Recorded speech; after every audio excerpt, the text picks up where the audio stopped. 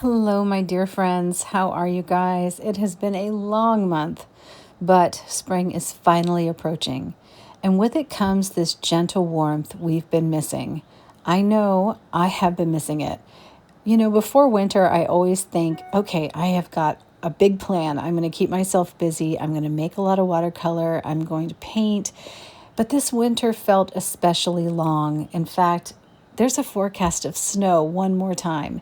And I'm really dreading it, but I have to change my mindset because with all of that crazy weather comes spring. And all of this cold and rain and all of the things that we go through is that transition in the season that will make the flowers that much brighter. They will make everything emerge because those seedlings need that cold and that rain in order to come and be their best selves. So we can chase away that feeling that we're dreading it and start embracing the cozy feeling that we cherish. But now it's time to welcome that spring back through our artwork, our colors, and our quiet moments with our brush. As you continue your watercolor journey, I hope you find peace in the process because that's what we're really after here. It's not about getting perfection. We want to let go of perfection. We want to embrace the unexpected and trust that every brushstroke is leading you somewhere in that beautiful, beautiful moment. Your path as an artist is uniquely yours. You move through it with patience and curiosity and joy.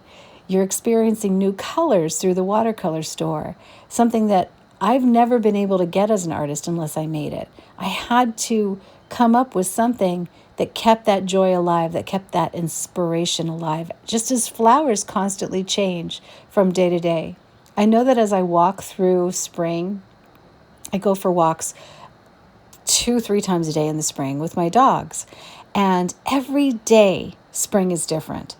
No matter what, my area with my street is filled with hydrangea and bulbs. So there's daffodils and tulips and every kind of flower you can possibly imagine. It is the most beautiful place, and I don't ever want to leave here unless I actually build my own acreage of flowers because it's just all around me and I am so inspired by it. I think that is the reason why I make so many different colors, because I know that every day we get up, we want that fresh perspective. We want something that excites us. We open those packages and we're like, oh my gosh, I can't wait. So today we're going to paint with a few of those brand new colors from not only the watercolor subscription that you get monthly from me, but also a new color that I just released, which is Pink Lily. It was named after this gorgeous oriental lily that I purchased for my mother for Valentine's Day. I had no idea what I was in for. Those bulbs are going to be in my family for years now because it was a joy. It inspired not only 2 beautiful pinks, but also a bunch of different greens. So I hope this video finds you well, and I hope I have given you some inspiration, warmth, and a little bit of freedom to create from the heart. Let's get painting. I'm going to be using the pointed round brush. This is the one with the silver barrel available at Jack's Watercolor. I also sent this one out in the watercolor subscriptions. Different sizes went out to everyone as there were so many subscriptions that went out this last month, but you can get any size you like over on the website. So I'm using the Pink Lily. This is the new honey pot color that is inspired by that oriental lily. It is such a beautiful color. It's got a nice transparency. You can do anything from pastel to a deep dark pinky red with it, and one of my favorite colors. I really, really like it. It's not too warm, not too cool. It's kind of right in the middle, so I could see me easily using this one as my go-to pinky red because I really like the diversity that it has. So I'm just kind of using a watered down, half watered down version of it. These are highly pigmented colors, so a little goes a long way. You only need a touch. Put it on your watercolor palette, add some water, and you can get painting. It'll take you a while to use up a honey pot of color. They do have a lot of color in there and double to triple the pigment load with no fillers. It's all organic binder. So just really good local honey and sustainable resources is what I use, but I love it. So I'm using the tip of the brush just to kind of get some little flowers in there in a loose way. And then I'm using the side of the brush to roll in some initial petals. You want to kind of keep the petals separate and let them dry in between so that you see what level of color within each petal it has. And by rolling it off the side of the brush, I'm kind of getting like anywhere from a lighter shade to a little bit more concentrated shade. I love using that technique on my flower petals. Then you wait for them to dry, and in some areas you can even pick up a little more color and charge that in as it's drying, just to kind of beef it up a little bit, because there's always a dry shift a little bit once the water starts to come out, right? And then that true color just kind of sits there on the paper. Depending on the paper as well, it's going to dry differently. So better papers will keep working for you and actually evolve that gorgeous brush stroke even more so. So if you're using like Fabriano or Arch or even Jack's Cotton available at Jack's Watercolor, then you will see a little different result than you would on like a cheap wood pulp paper or a sketchbook paper or something like that. That'll be probably a little more watermarked, where the natural cotton and the heavier papers, they really just kind of continue to develop as it dries. And it really does make a huge statement and a huge difference in the way the color looks and the way your overall painting looks. I added a little bit of the yellow. This is I think this was the daffodil yellow, one of the more creamy kind of warm yellows. And that added to that pink is gorgeous, right? Can you imagine using this as like sunset colors too? You could add anywhere from like a lemon yellow to a sunshine or a daffodil yellow, even a sunflower yellow, and you would be just golden. It would just have the prettiest colors just with those two. And then even kind of take it more, add some like blue, a beautiful, maybe vibrant blue, or a cobalt blue if you wanted more granulation, to the pink, and then you would go in that other purpley way, and that would be really pretty too. It would be like a nice warm purple. So I'm just continuing to kind of charge up some areas and what I'm doing is I'm imagining the flower from the shadows. So I like to paint flowers this way. I always like to imagine what the darker areas look like, so the opposite of where the sun is, and I paint those first. And that way I always have the paper left to be the white, and I can always kind of just expand the color with a little bit of water into those areas to blend it. I just started doing this technique like years ago, and I just kind of felt like, to me in my brain, it makes more sense than trying to paint the lights and then the darks. There are moments where once the paint dries, I do go back and add more shadow or a little more depth of color.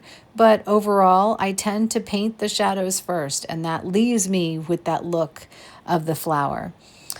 I'm also using some of the yellow, the sunflower yellow. I love this color for just some. I'm kind of imagining the leaves and the foliage to have a lot of light, just a ton of spring light, because we're all feeling so dull right now, right? It just feels like I just want to go there. I just want to dive into some yellows and oranges and pinks and just bring this all up to a third level of exaggeration, right? Like as if I was squinting out in the bright, bright sun and things were not a wash, but a big, vivid, bold display of color that just kind of everything looked yellow, everything looked warm, everything had that really golden sunshine on it. That's what I'm going for on this painting. I am going to eventually add some green, but this is definitely one of those really, really bold, beautiful moments where you can utilize color and just be the artist that you want to be. Some of the most beautiful paintings, they don't come from what we see in front of us, but they come from the vision we carry in our minds. Your imagination is a wellspring of creativity. You just have to trust it.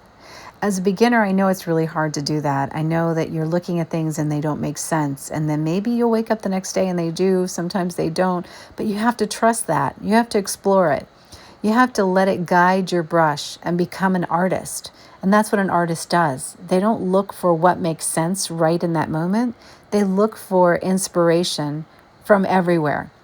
They get the most powerful art from within you. So don't be afraid to paint what you feel, what you dream, and what only you can see, because that's what's going to make you the best artist. I'm here to give you ideas and inspire you and show you how to use your brush and show you how to use colors and give you like that momentum forward. But you need to reach inside of you and let your colors flow freely.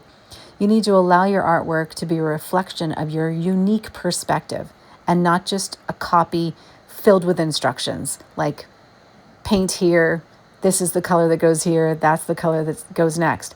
It's the best artist that isn't about to capture reality perfectly. It's the best artist that's about to bring something to life that only you can create, that only you can see. So dream really, really big, paint boldly, and let this moment in time come from your imagination. Let that lead the way. And you can never go wrong. You will only have the most wonderful time painting and the best journey ever. Remember, when you hold your brush, there's a quiet power in every brush stroke that you make. It carries your energy, it carries your vision, and your unique way of seeing the world. As you move through your botanical journey, don't ever forget that you have to let your brush be your guide. You want it to be soft and fluid, or bold and expressive, or delicate and precise. Whatever it is that you're thinking or you want to paint, that's the right way. Each stroke is just a step, one little step in your own creative path, one that no one else can walk in that same way that you do. Nature gives us that inspiration. That's why I go for walks every day. But how we interpret it is deeply personal. And I don't want you ever to take a lesson from anyone and not remember that. The curve of a petal, the sway of a stem, the wildness of a vine. Each of us sees and feels these forms so differently that the beauty of art is what it is. There's no right, there's no wrong way to bring your vision to life. There's just your way, and there's my way, and there's their way. Trust your hand, trust your eye, and most of all, trust your own artistic voice with what you're doing. Let your brush just move freely and allow yourself to enjoy the colors. Mix them together. Don't be afraid of them. Grab some yellow, grab some green, grab some blue, throw it all in there and see what you get. Because you can't really mess it up because it's yours. You know what I mean? And after all, it's about where this leads us. It's about the moment in time that we have together while we're painting. So I just took a bunch of my blues and my yellows and I mixed it all together on my palette because I already had a dirty palette with some greens. So if you have some blues or some greens or some yellows on your palette, mix in there and get to that green and get to not just one green, but use 4 different greens. I made I think 3 or 4 different greens in the when I was doing the Oriental Lily spring release. So there are a bunch of pre-made greens that you can have fun with, and you can add to those. You can add some different yellows to them. You can add some pinks to them to make more neutrals. You can add some more blue or some additional brighter greens to them and just play with them. They are so much fun to use. So you can go check them out. They're like Jade Canopy and key lime and meadow, and there's some bright greens. They're really truly beautiful. I have the best time painting with them. They are all from these moments where I just mix colors together and I get ideas, and then I go and make your watercolor that looks like that. In any case, I really hope you're enjoying watching this tutorial come together. I know it's not like a step-by-step, but I really want to encourage you guys to watch what I'm doing and take lessons, but also think for yourself. I don't want you to ever be afraid of what might or might not happen in your watercolor journey, because it's about us spending time together. It's about this moment that we have for ourselves and finding that peace in such a chaotic life during such a chaotic moment in time. It seems like from year to year, there's always something, right? There's always some kind of chaos, but this is ours. This moment is ours, and what we do right here with these watercolor paintings, these are all ours. It is something that we can share or not share. We can do it with family or we cannot. We can just do it with ourselves. So I'm using the tip of the brush, if you notice, to charge in additional color. I just wanted to mention that. I keep dipping my brush into like more darker versions of the color, and then just letting it kind of add in there and charging it up. And then when I have some left on my brush, I'm just sweeping that brush in that nice stroke and letting it like kind of get that natural lift of color. I love doing it this way because I always start with the foreground and then I like to put the background in just as I go, just loosely. I don't really plan out things that way where I'm going to highlight and trace and, know what's going to go where. I've kind of gotten to a point, and this will come with time if you don't do this well in the beginning, where I just kind of paint and I want to add some background as I go in. I really do add my backgrounds in last, typically, unless I'm doing a special tutorial for you. But I love to just add them in and fill in spots. It's really hard for me to not fill in spots, actually, because I really just love color and I don't really like a lot of white space. But at the same time, I use the white, I think, to prove a point, right? Because it's the absence of color that actually makes the color stand out. So I'm doing some back painting here, some adding color, some charging up as I go along of what's on my brush. The only thing I would change if I were to do this one again is the two little buds. I forgot to bend the stalks and give them a sway. And I feel like the rest of the flowers are kind of swaying a little bit in the breeze, which is what I see when I pass them. But I forgot to add that really nice kind of movement to those two little buds on the left. You might not see it that way, but I'm just pointing it out because I made them just too straight for me. I wanted them to have a little bit of a bend like the third flower from the left. See how the stalk bends just ever so slightly? That's just something that is me that I'd like to correct in my own painting, is just to remember to keep that flow going. And that's something I need to adapt, because sometimes I'll just forget and I'll just do the stem and not realize that I forgot this is in movement, this is in motion, and I feel like I could make it better.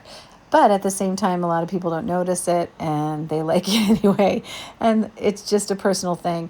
And I think that drives my point to, we are the artists that we want to be, right? It's not good, it's not bad, it's not for anyone else to decide. It's our vision in our life and our moment in time with the watercolor.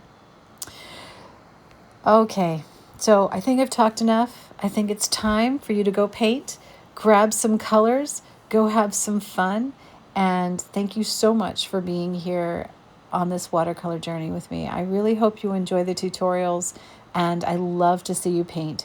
So if you go to the beginning watercolor group or the botanical watercolor group and you have painted this tutorial, just mark it with hashtag Jack's Art Challenge and post it on the main wall. You can post any one of my challenges on the main wall. You don't have to use the posting strings only. The main wall can be used for people who are doing these challenges. But if you're not doing a challenge and you've painted something else, then use the posting strings for me in the watercolor group pages on Facebook. So it's really just that rule that we need to stick to. The rest of them are little insignificant things. If you're painting a challenge or you're following my video, go and talk about it. I really want to see it, and I want you tagging me and letting me see that hashtag. All right, guys, have a wonderful day, and I will see you again soon.